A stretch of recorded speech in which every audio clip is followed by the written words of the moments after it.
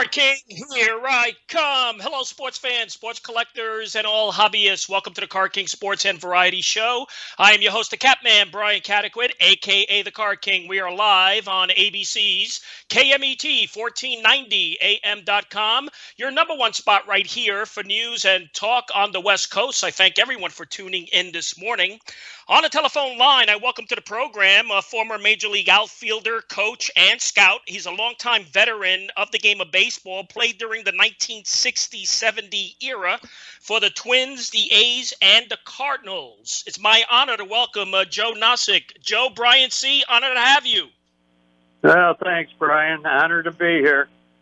Oh, my pleasure, Joe. And, Joe, 40 years you've been involved in the professional game of baseball, first as a player, then coach, then scout. Not many former players can even come close to saying that.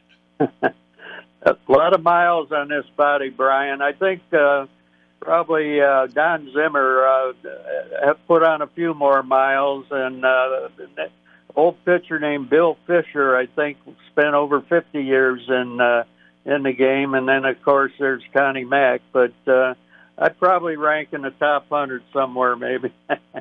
Oh, definitely. So, baseball, I'm gathering, must have really liked you for being, in the game for 4 decades. Well, I was very fortunate, Brian. I guess, in a couple times along the way, I think it was a little serendipitous. Things happened to work out, and sometimes when you think things are coming to a close, something good happens. So it's always good to stay positive and keep your fingers crossed. And I was very fortunate that way. Now, Joe, reading on your career, now you began with the Twins in 1965 as part of that strong roster with Tony Oliva, Harmon Killebrew, and others. Now, it must have been a thrill for you to be, at that game, at that level with all these iconic names. Oh, it was. You collect cards when you're a kid, and then all of a sudden you're facing people like Whitey Ford and playing with guys like Harmon Killebrew. It's a little awe-striking, when you're standing up there. I remember in spring training the first time facing Whitey Ford, I said, oh, my God, this guy was one of my favorite players and when I was collecting cards. And yeah, it takes a little bit to get over that initial feeling that, it's kind of like, what the hell am I doing here? But you get over it quick or you're not going to stay around long. And again, I was very fortunate to play with people like Harmon and Jim Cott, another Hall of Famer who I thought should have been in earlier along with Tony. And then along the way, there were so many Hall of Famers that you meet. So, yeah, again, it was very, very lucky and fine career that I ended up having in baseball. Yeah, and Joe, in 65, you were around 25 years old and just being around these guys. Now, we got to remember that in 65, the Twins made it to the World Series, right? You guys played against the great Sandy Koufax and the Dodgers. Right. That was another one, when you're standing there at home plate and Sandy Koufax is standing out there. But again, it was a wonderful experience. We lost out in the 7th game, but probably helped put the topper on Sandy's legendary career. But yeah, again, it was a great series, and we came close, but again, Sandy did what he had to do, and I don't even think he was 100% when he shut us out in that last game. He didn't throw many curveballs. I think his arm, as we know now, had bothered him for a while, and he needed to get cortisone shots and even go to the mound for another year before he retired. But he was a great pitcher, and it was really a privilege to be able to face him and so many other great pitchers. I mean, to be honest, as a rookie in '65, I mean, you make it to the big stage and you're in the World Series. I mean, and you played, I believe, you played 6 games in that Yeah, series. yeah, correct. And Jimmy Hall was an all-star center fielder. I platooned with Jimmy most of the season. He was an outstanding player, left-handed hitter, and of course I was right-handed, so I did get to play. And I think over time the reason that I played so many games in the series was that I was a pretty good contact hitter, and I think the Twins felt that facing the left-handers and Sandy and Claude Osteen, that I would be able to put the ball in play a little bit more than Jimmy, and so I got my opportunity to play in the series. It was a great feeling to be able to play in it, and especially in my rookie year. In fact, I think we had 7 rookies on that team and went to the World Series, so that was quite an accomplishment. But, that's definitely an accomplishment to add to your resume. Well, yeah, the whole team, and again, with people like Harmon, having your back, he was special. Jim Cott, of course, Tony.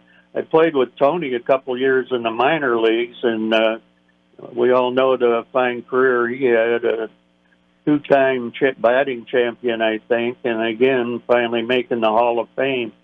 But it was great knowing and playing with these guys.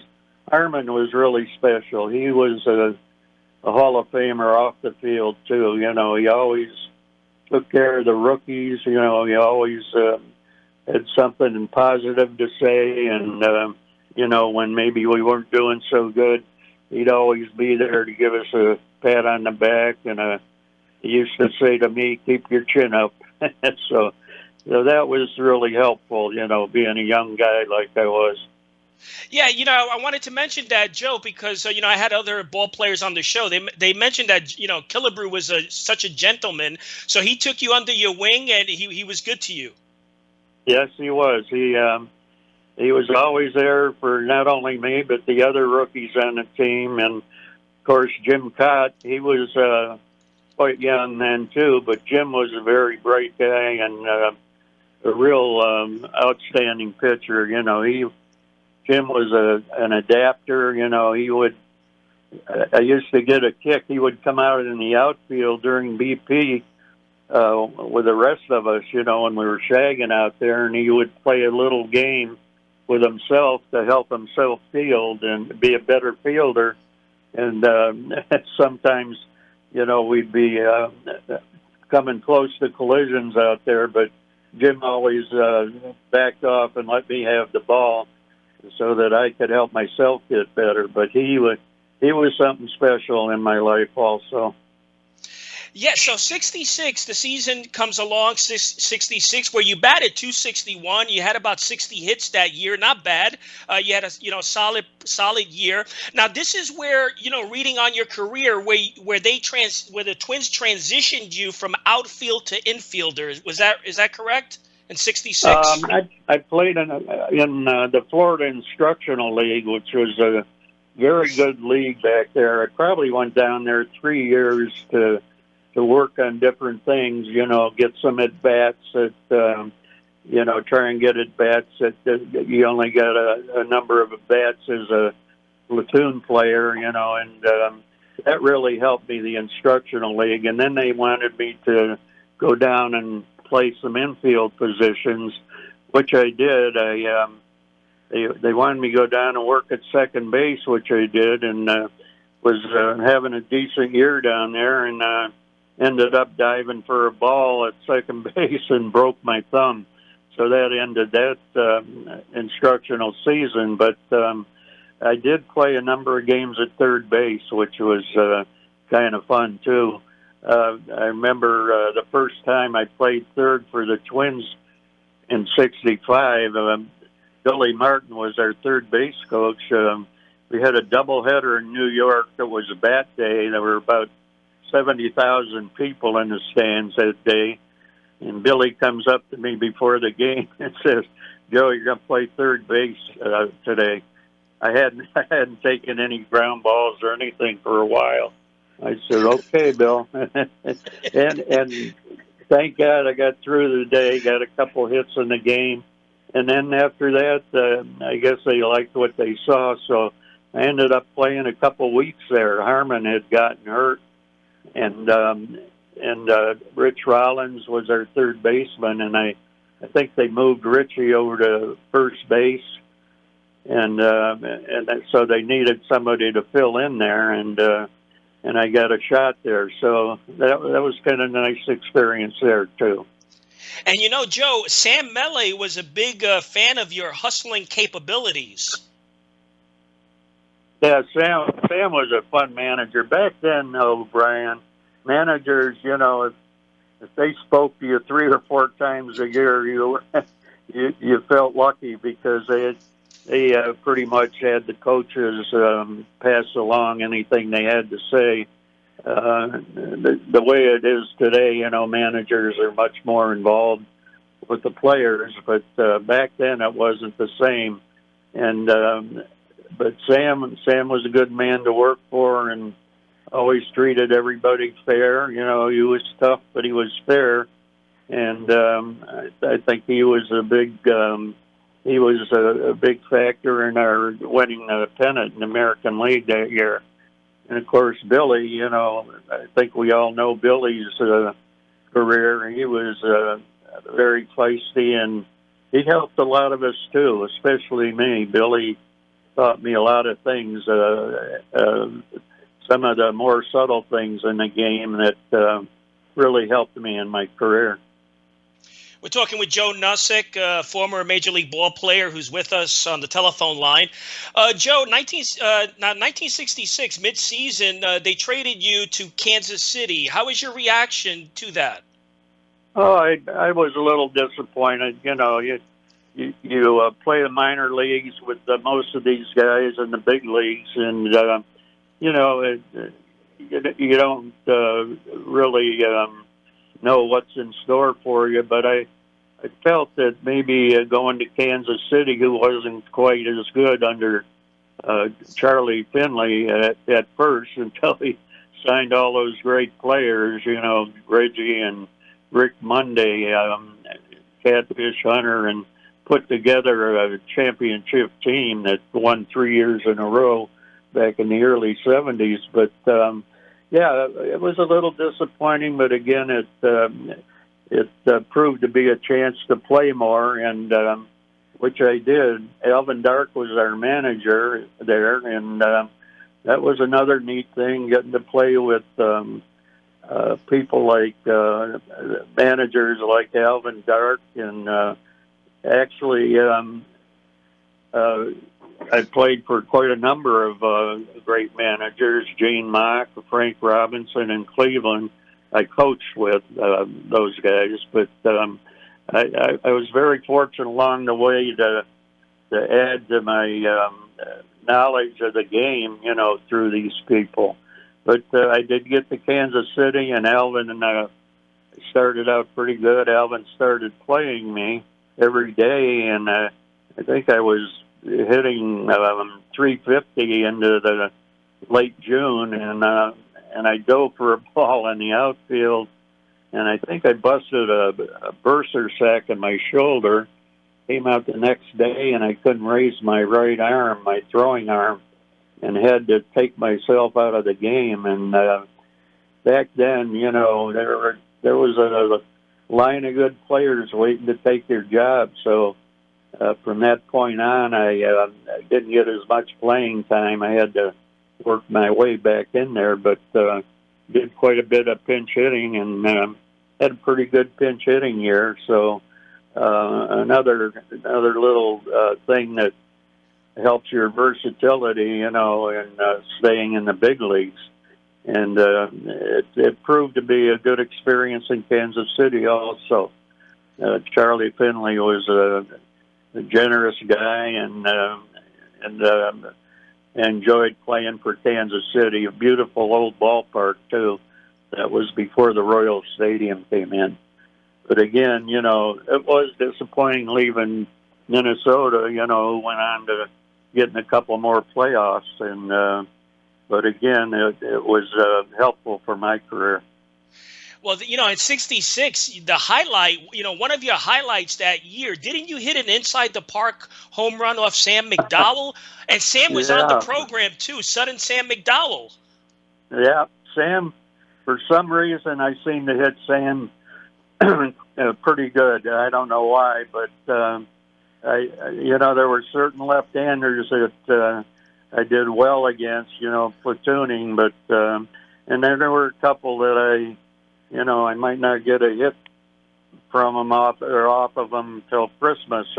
Steve Barber was one pitcher for the Orioles that I had a heck of a time with, but again, Sam, the ball hit the top of the fence in an old Kansas City park and bounced back into the field, and I had a little speed, so I was able to make it around the bases, Brian. Oh my gosh! And you didn't you go 87 plate appearances in 66 without a strikeout? I did. Like I said, I was a pretty good contact hitter. I wasn't a real smart hitter back then. They didn't have a lot of hitting coaches that worked with you. Most of the hitting coaches worked with the better players, but I did have experience that way. And now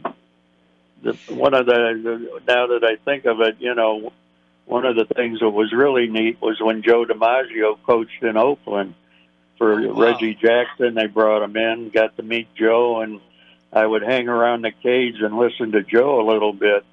But he was something else. That was quite a thrill getting to know Joe. Yeah, so you touched upon something I wanted to ask you. So you've been around. So you coached Robin Yount, a young Robin Yount. You were around George Brett. Now you were also around a veteran Hank Aaron, right? Right. Hank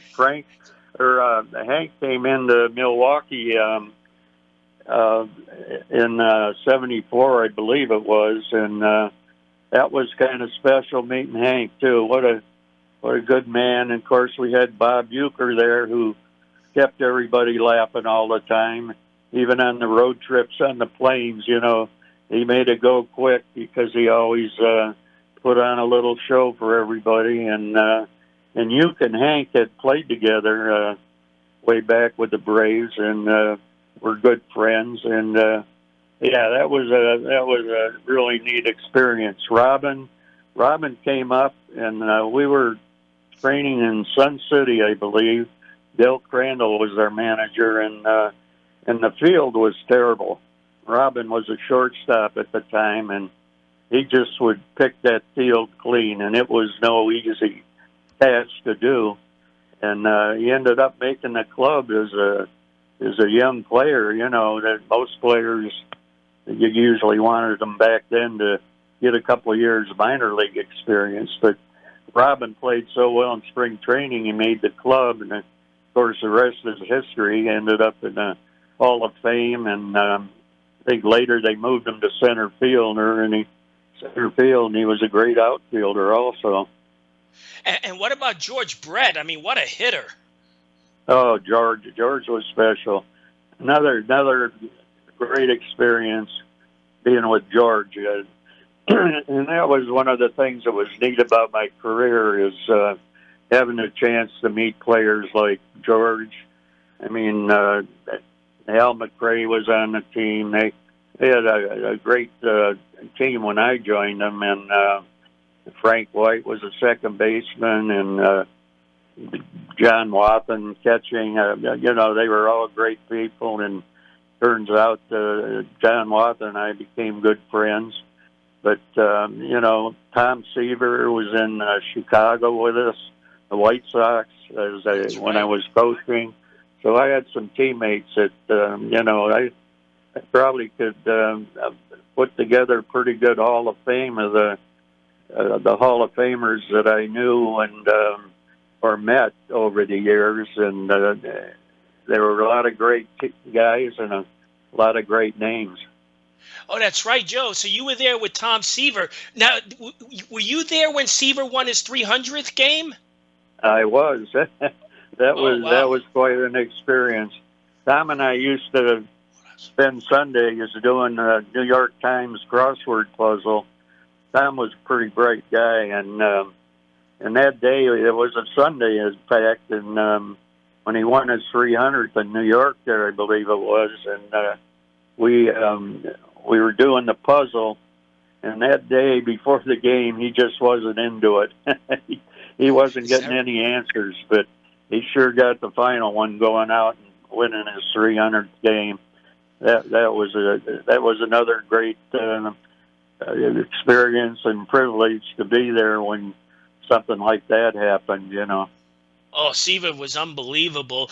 We got a couple of minutes left, Joe. So, let me backtrack a little bit. So you're playing with the Kansas City Athletics, and then you get traded to St. Louis. How was that experience for you? What happened there?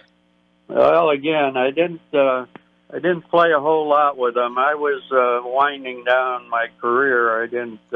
Back then, they didn't have the physical programs that they have now. In the winter, you had to find a job, and spring training was really for getting in shape back then in the 60s.